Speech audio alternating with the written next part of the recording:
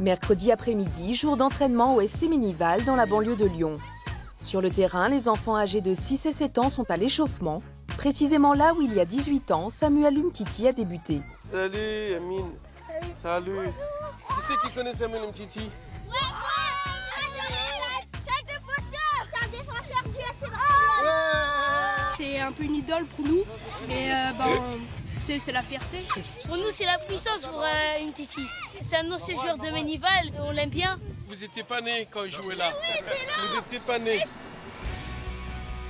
De Ménival à Barcelone, c'est l'histoire d'une ascension fulgurante. À 23 ans, Samuel Umtiti est titulaire au Barça. Il s'était révélé au grand public la saison dernière à l'OL, puis durant l'Euro 2016. Il y a une grande confiance qui est en lui aujourd'hui et je pense que Sam est parti pour faire quelque chose d'immense avec le Barça. Rien ne semble perturber le jeune défenseur à qui tout réussit. D'où puise-t-il cette confiance?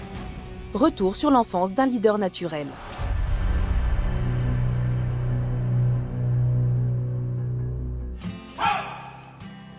Né à Yaoundé au Cameroun, Samuel Umtiti arrive en France à l'âge de 2 ans.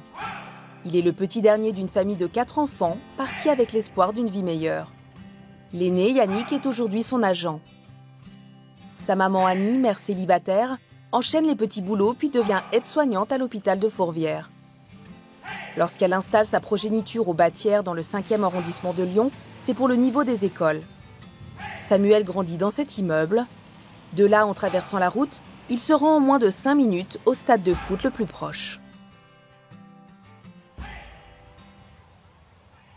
C'est beaucoup d'enfants qui habitent aux alentours de ces immeubles, comme Samuel. On voit d'ici là, voilà tout où il a vécu. Ce qui est bien dans ce club, c'est vraiment cosmopolite, il y a de tout. Pour la mixité, c'est parfait. Ça va? Comment? Lui, il était en classe donc avec Samuel Umtiti. On a tous commencé ensemble et c'est le seul qui est allé aussi loin. Donc ouais, franchement, c'est une fierté. Ouais. Surtout le match qu'il a fait contre le PSG, tout le monde en parle. Ah, c'est un enfant du quartier et puis tout le monde l'a toujours apprécié en fait. Hein. Tout le monde l'a toujours apprécié et dégagé quelque chose de naturel. Il a toujours su se faire aimer parce qu'il dégage quelque chose de vraiment de positif, de sincère. Alors ici, c'est les anciens vestiaires du FC Ménival.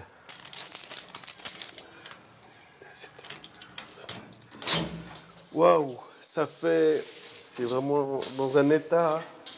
Voilà le vestiaire où Samuel Umtiti a accroché ses habits, son maillot, où il a démarré.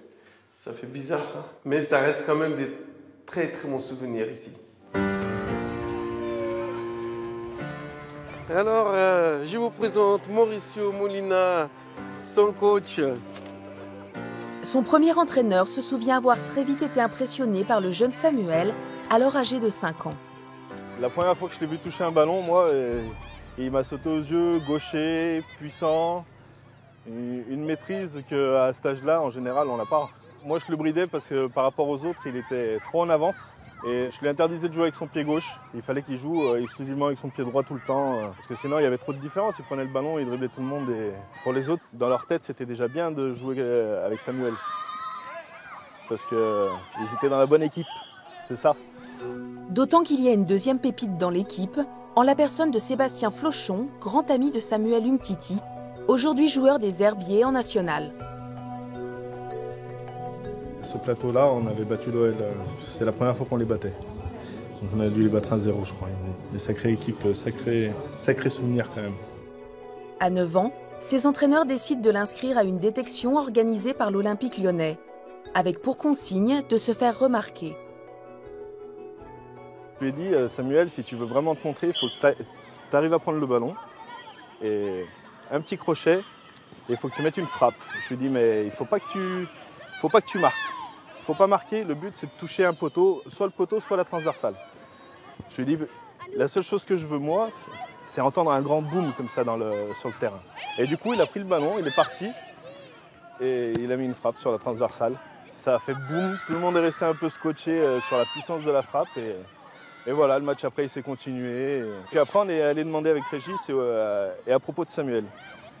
Et là ils nous ont dit « Ah, Samuel on le prend ». La maman du jeune talent est réticente au début, mais finit par se laisser convaincre. Samuel intègre alors le centre de formation de l'OL. Plus près, je suis prêt. Génération 93, avec un certain Nabil Fekir et toujours Sébastien Flochon. À 12 ans, Umtiti est encore attaquant. Et il s'avère, dans les temps de passage de la catégorie des 12 ans, nous avions un tournoi, c'était le tournoi de Sens. Il nous manquait le défenseur central gauche. Il avait déjà un physique qui lui permettait de jouer dans l'axe parce qu'il était grand et lancé. Donc à ce moment-là, il joue ce tournoi-là arrière central gauche. Et c'est vrai que moi j'ai un souvenir, dans les tribunes, tout le monde disait « c'est Marius Trésor ». À partir de là, c'est en défense que le natif de Yaoundé s'épanouit.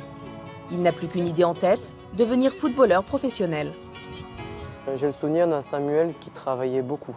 Il venait tous les matins, il venait pour s'entraîner, mais il avait tous les matins un objectif. Il venait pour progresser. De temps en temps, il travaillait beaucoup sur son pied droit, qui n'est pas son pied fort. Tous les matins, il faisait les gammes comme un pianiste peut le faire. J'ai le souvenir d'un joueur sur ses prises de balles extérieures, à faire, à rabâcher, à refaire, jusqu'à ce qu'il y arrive. Il ne lâchait pas. Toujours prêt à en faire davantage, Samuel effectue des entraînements physiques supplémentaires. Il court chaque dimanche sur les marches du théâtre gallo-romain de Fourvière. Très jeune, on sentait qu'il était destiné à devenir footballeur professionnel. Parce qu'il était professionnel déjà dans tout ce qu'il faisait. Quand il venait à l'entraînement, dans sa ponctualité, dans son engagement, dans sa participation sur le terrain. C'était vraiment le garçon qui voulait y arriver et il avait tout pour réussir. Chaque année, il était en train de progresser. Chaque année, il prenait une dimension supérieure à l'année précédente et que c'était écrit qu'à un moment donné, la tangente sur laquelle il s'était engagé, ça allait payer un jour ou l'autre. Ne pas arriver avec lui, ça aurait été vraiment un échec et ça aurait été... c'était quasiment pas possible. Calme, voire timide dans la vie, Umtiti s'impose comme un patron sur le terrain.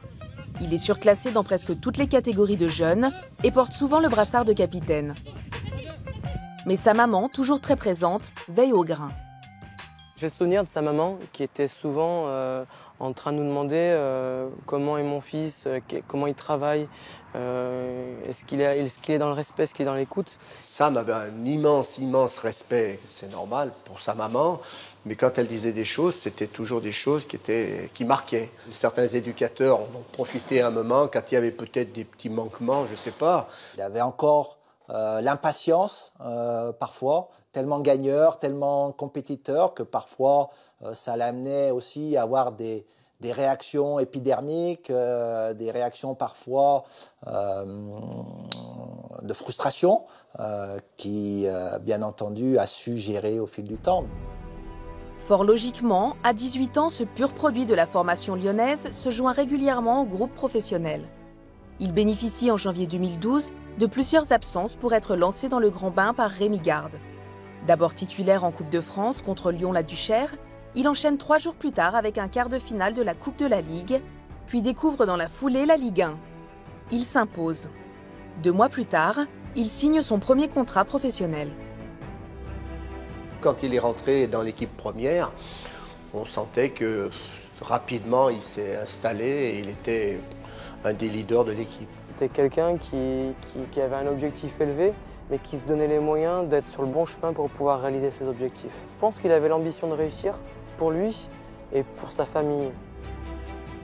Sa photo trône aujourd'hui sur les portes du centre de formation de l'OL, aux côtés de ses illustres prédécesseurs. Mais il reste à ce jour le seul défenseur de renom formé par le club rhodanien. Une fierté de plus pour le club de Ménival que Samuel Umtiti n'a pas oublié. Il y retourne d'ailleurs régulièrement. Pour moi, c'est une très grande fierté de l'avoir eu pendant 3 ans, de l'avoir connu aussi jeune et de le voir maintenant jouer au Camp Nou avec des joueurs comme Messi, comme Neymar, Suarez, aux côtés de Piqué qui est considéré comme un des meilleurs défenseurs au monde. Pour l'instant, parce que bientôt ce sera Samuel, je pense.